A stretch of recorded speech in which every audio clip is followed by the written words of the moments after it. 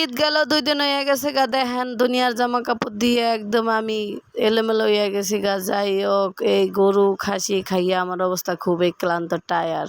ভাগ্যিস ভালো যে ডায়রিয়া চলে না, অতিসারি চললে কোনো অবস্থা খারাপ হয়ে যেত গা। কিন্তু আলহামদুলিল্লাহ হন্তুলি বাড়ি আছি, খেলে কাম কাজ করতেছি।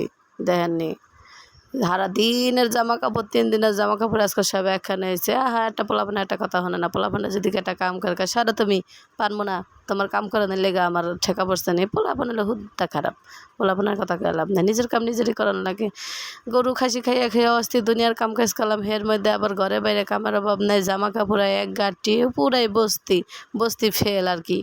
এই বস্তির মানুষটাকে কে ভালোবাসবো কন্ত দেখি, বস্তির মানুষের কে ভালোবাসে?